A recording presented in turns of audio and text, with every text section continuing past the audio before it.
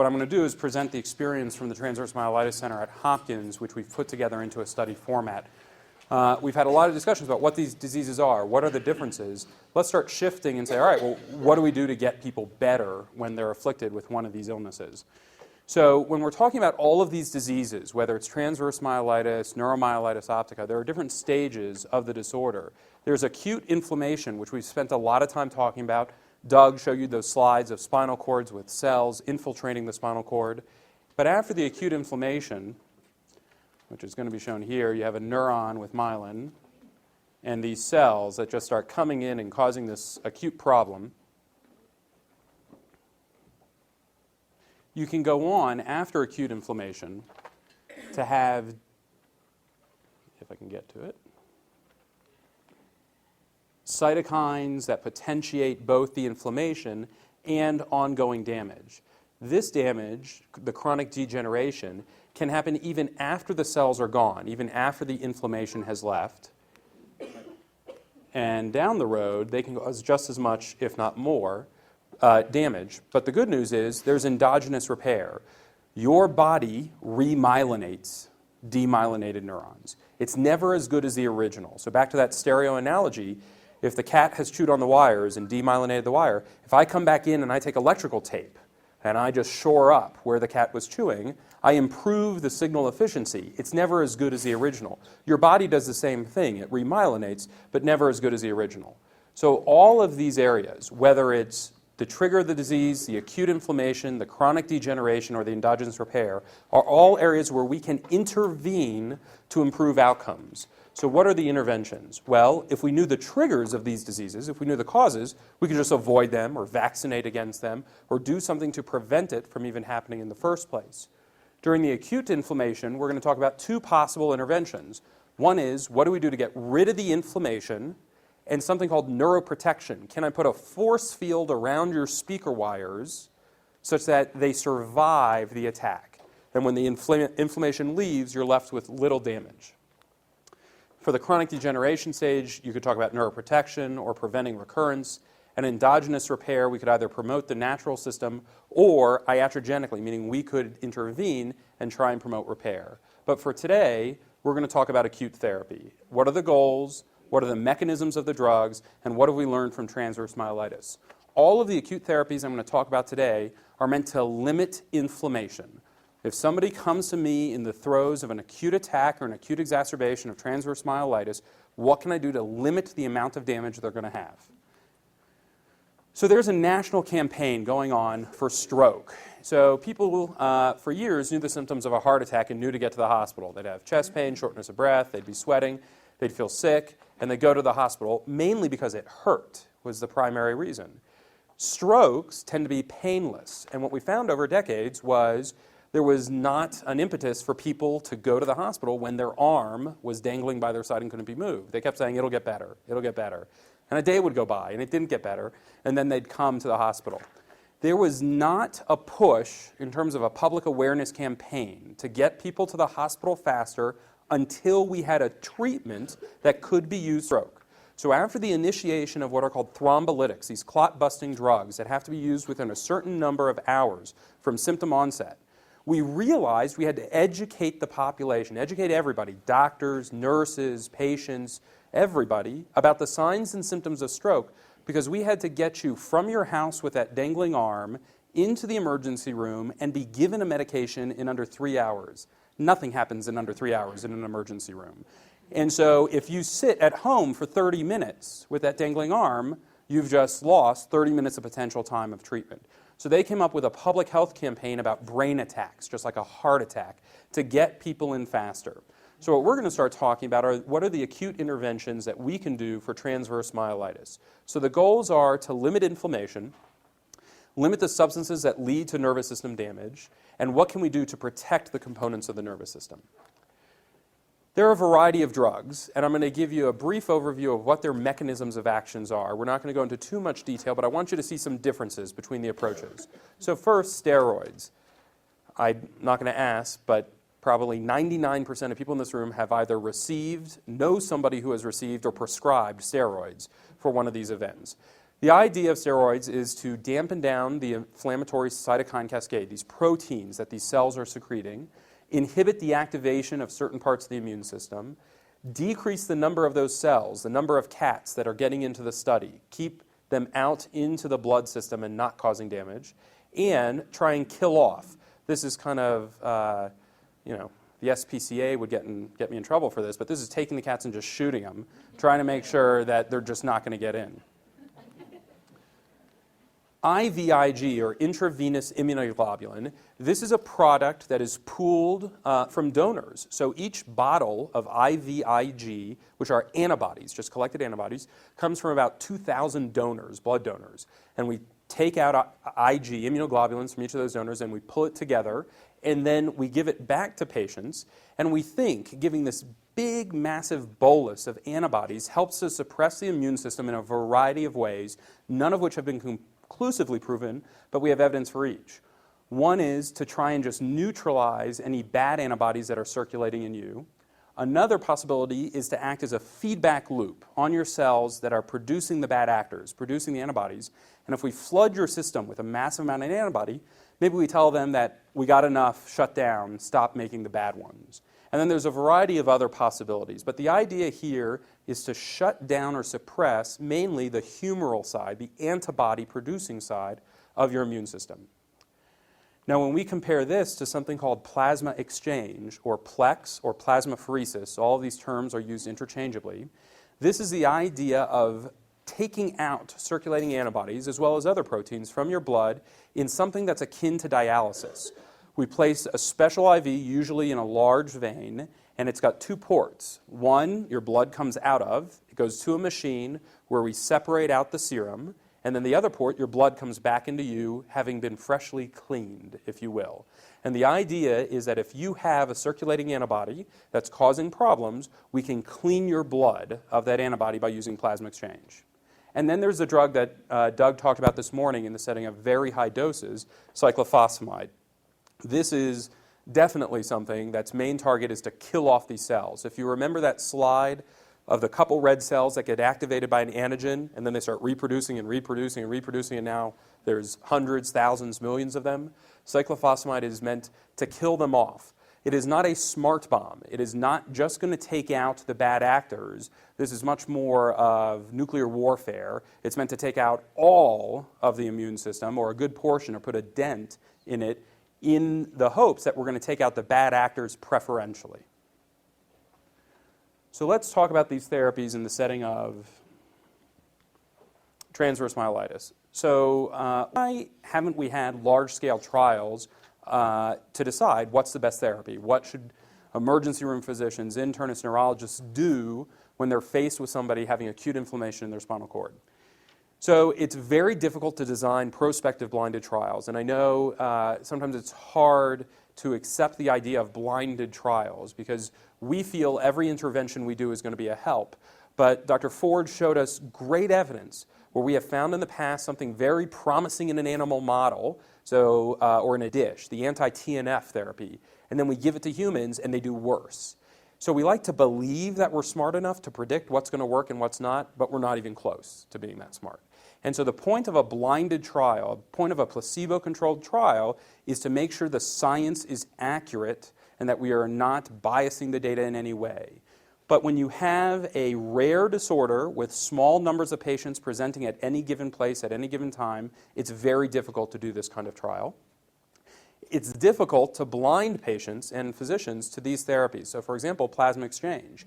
They've done it in the past where there were people hooked up to sham plasma exchange. So they put a curtain between the patient and the machine, and you didn't know if your blood was actually being cleaned or not. And so we can do it. We can create this blinded approach as a control for a placebo effect, but again, it's very hard to do. And then there are these issues related to the heterogeneity of disorders. We've heard some great talks this morning about trying to differentiate transverse myelitis from Devic's. At first glance, it can be very, very difficult. So if you're a lumper, if you just put everybody with inflammation of the spinal cord into a trial together, what happens if after the fact you realize your therapy only worked for a subset? you now have to go back and redesign the whole trial and do it again. And so it's very difficult to get good data for this. And finally, the outcome measures are limited. What is the outcome we want? Well, it depends on what symptoms you're having. Let's say you came in with pure sensory symptoms. Your walking was fine, and I do a therapy, but I lump you in a group with somebody who is paralyzed. You're concerned about your sensory symptoms. Your walking's just fine. The person who's not moving their legs might not, care at all about sensation. They just want to walk again. So how do we measure the outcome with a heterogeneous population? So I'm going to introduce you to a couple scales that we use and give you the broad strokes so you understand the data that I'm going to present. The first is the ASIA scale, which a lot of people in here may be familiar with, the Spinal Injury Association scale. Basically, E is normal, A is a complete paralysis, it's sensory motor. It means all of those speaker wires going through the spinal cord have been affected, or the vast majority. It's the greatest level of impairment. And then B through D is in between. There's another measure that we use in terms of functioning, and that's something called the EDSS, the Expanded Disability Status Scale. So this was something originally applied to multiple sclerosis, and it actually turns out to be a pretty poor scale for multiple sclerosis because it's so heavily weighted towards walking. So in spinal cord injury, I'd actually argue it's not such a bad scale to use. It really may be a better measure of outcome in transverse myelitis than in multiple sclerosis where it was intended. But it's somewhat silly in a couple mechanisms. One is the scale itself, which is just numbers, 1 through 10, or 0 through 10, I should say. 0 being normal, 10 being dead. I would argue that if I go from a 0 to a 1, that is less important than going from 9 to 10. I could be crazy, but the absolute change becomes less of an issue than the relative change as to where you are on the scale when you start. So when we talk about a delta EDSS, which means change in your scale, what it means is if at one point you're a 7, and we do a treatment, and at the end of it, you're a 3, your change in EDSS is a 4. Now, going from a 7 to a 3, the physicians in the room who are familiar with the scale would argue, and I want you to disagree if you think I'm making this out to be more than it is, this is a phenomenal change in my mind. A 7 means you're using a wheelchair, absolutely using a wheelchair. A 3 means I can find things on exam, but you are not functionally impaired to a significant degree. You're back at work, you're doing the things you want to do. So going from a 7 to a 3 is a big, big deal. Another way to measure this in clinical trials, and this is not a validated measure, is something called percent of maximum expected improvement. So this is our fudge factor, because again, going from a 9 to 10 is a lot more significant than going from a 0 to 1. It depends on where you're starting out from. And for people who are having recurrent disease, if you have a relapse, you may come to my clinic already being a 2, okay? So if you go from a 2 to a 6, it's different than going from a 0 to a 6. Because when I treat you, the question is, am I going to get you better than that 2? And am I going to be able to make you better than you were the week before, which is hard to do. So percent maximum improvement says if you start out here, say at a 2 or a 3, and you move up to a 7, and then you move back down after treatment, the delta EDSS from a 7 to a 4 was a 3, but it was 75% back to your baseline. Does that kind of make some sense? It's how far back to where you started do we get you? So if your baseline was a 0, that's fine. And if we get you back down to 0, that's 100% improvement. So this is the data. So in 2 weeks in the Journal of Neurology, this study will be released out of the Transverse Myelitis Center. It's a conglomeration of a lot of work from a lot of people listed here. Chitra's been instrumental in putting a lot of this together.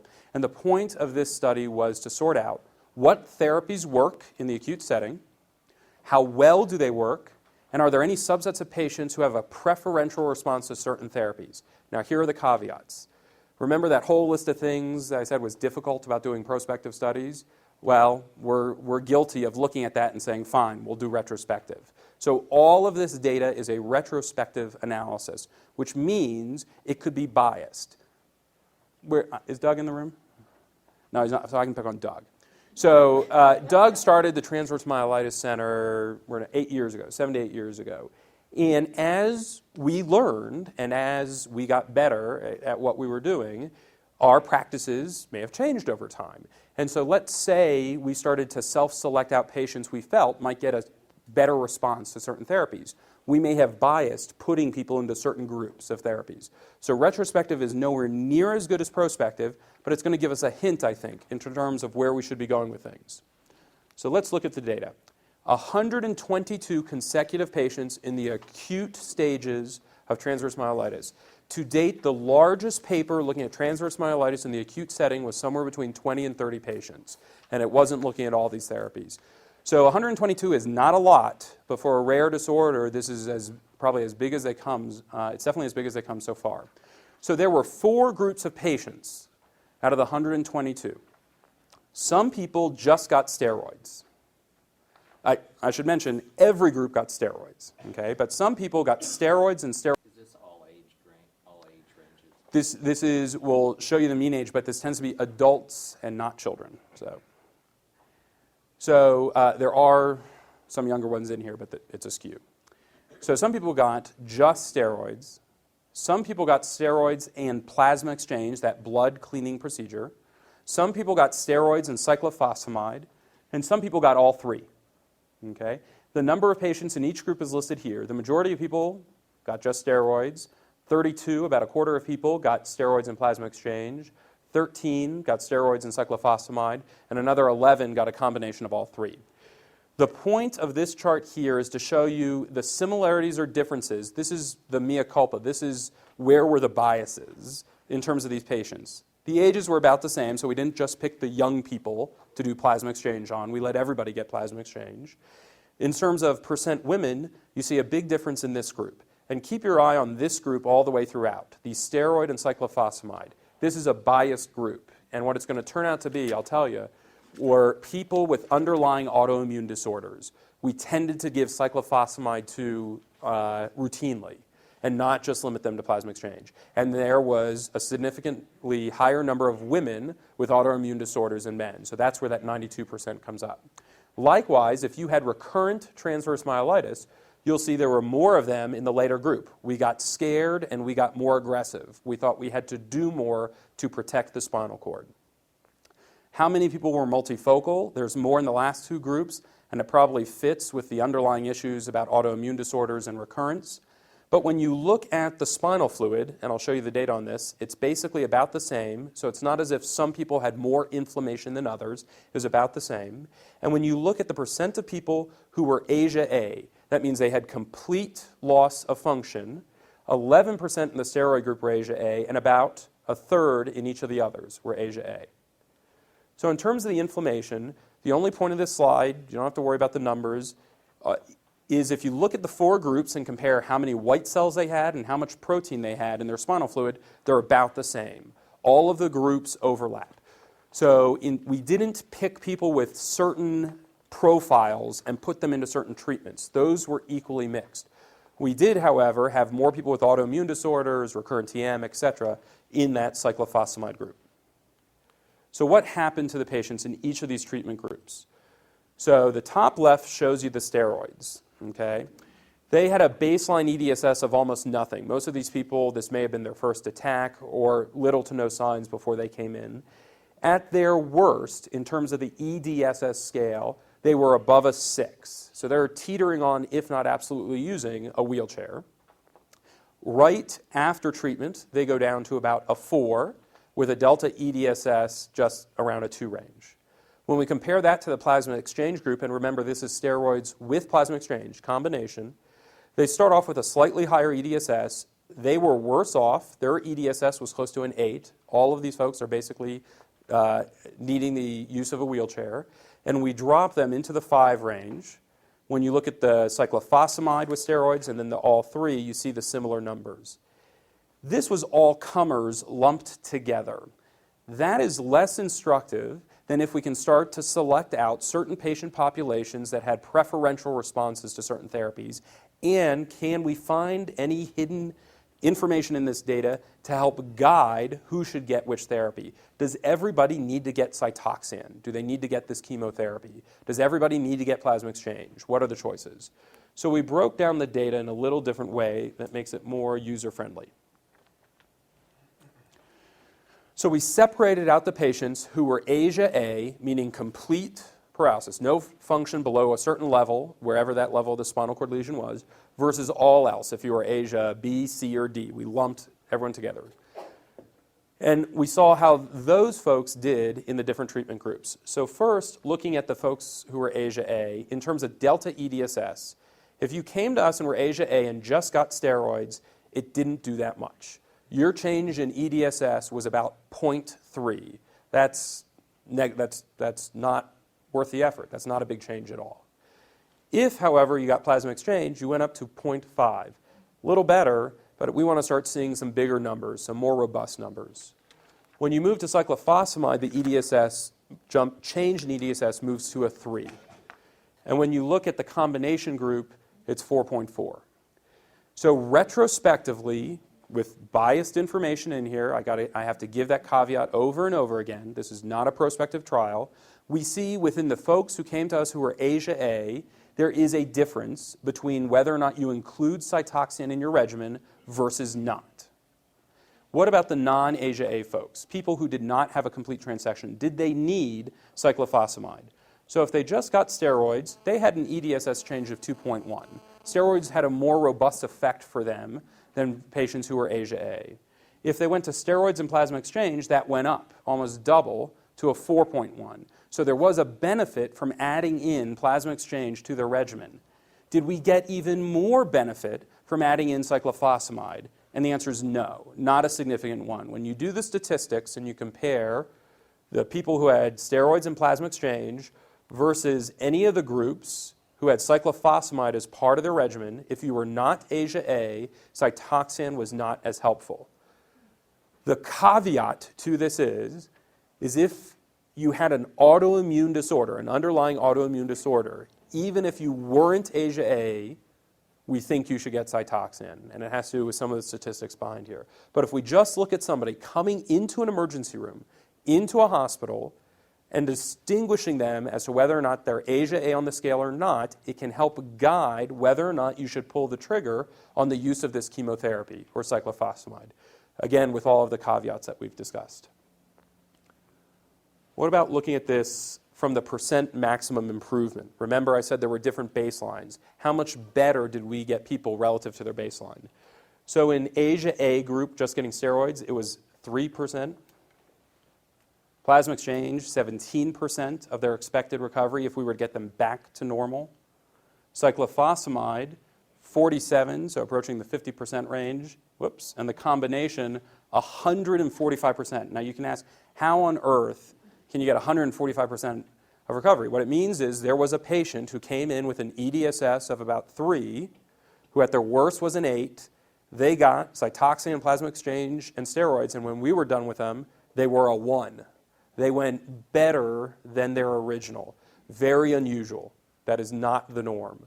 But that's where you get 145% from. And if you look at the non-Asia A, steroids alone, about 40% of expected improvement. You get to 70% recovery if you use plasma exchange.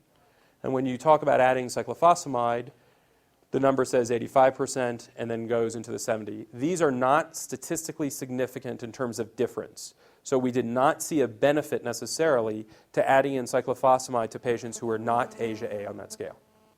Does that make sense? Yeah. You break down Asia B and C and D all. Not enough numbers to power it appropriately. It's a good question. So, yes? What do you consider the acute stage? What's the time frame? That's a great question. So we'll see patients' symptoms progress even up until 3 or 4 weeks. And so if somebody comes in and they're not Asia A and they get steroids, but despite that they progress, they fit into that acute setting. Sometimes people's inflammation smolders for days or even weeks, and if you haven't knocked it out enough, you may have to go to something more robust.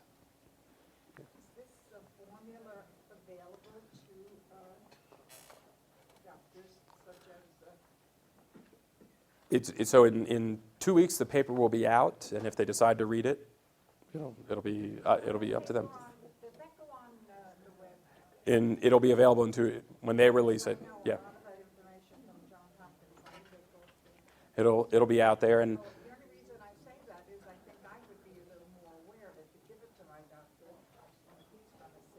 Sure, absolutely. It'll be out there, and I'm sure we'll have it linked with the Transverse Myelitis Association page as well. So you saw this algorithm. I've made it very small because I'm not going to dwell on the details from Doug's talk, the idea of diagnosis classification. You present to the emergency department and you're having problems with sensation or motor. This is ideally what physicians are supposed to work through with you to try and decide if you are experiencing acute transverse myelitis. That's great in terms of diagnosis, but now we have to fill in the end. What do you do next? So it goes back to the idea of stroke. The public health campaign of stroke started when there was an intervention that made a difference. So one of the arguments we're trying to push in the transverse myelitis community is if we know about interventions that make a difference acutely, then people need to be aware, both patients and physicians, about getting in and getting accurately diagnosed. So someday what you might see is something like a spine attack. So we have heart attack, brain attack, and now we have spine attack in terms of getting physicians, internists, emergency room physicians, patients, public, aware of the signs and symptoms because we think, have a lot more to offer in terms of limiting the amount of damage that patients will experience. So, the conclusions. Patients with transverse myelitis secondary to a systemic autoimmune disease seem to respond best to regimens that have cyclophosphamide. I didn't present all that data today, but we did talk about the folks who are Asia A. They definitely respond better if they responded better in our group if they had cyclophosphamide included. Patients who were not Asia A did not show that same response, but they did show a response to plasma exchange. So that sometimes it's not enough for the Asia B, C, D just to do steroids. There may be some clinical judgment, to add in plasma exchange. And finally, they talk about in the stroke world, time is brain. In the cardiac world, time is heart. In the transverse myelitis world, time is cord. So if there's a delay of 4 weeks, that's 4 weeks we're missing in terms of intervening. So we're going to try and push the clock. So some thank yous to Project Restore, the Transverse Myelitis Association, the Cody Unser First Step Foundation, all of which came together to support this. These are some of the members of the Johns Hopkins Transverse Myelitis and Multiple Sclerosis Center. Let's see, this guy here, Douglas, this woman here, Chitra, I'm this guy here. To you guys, or patients and families who struggle in a not-so-friendly medical environment all the time to try and improve your care and the care for others. And ultimately, to my family, my wife and 2 girls, Rebecca and Hannah, who make it possible for me to be here today and do the things I enjoy.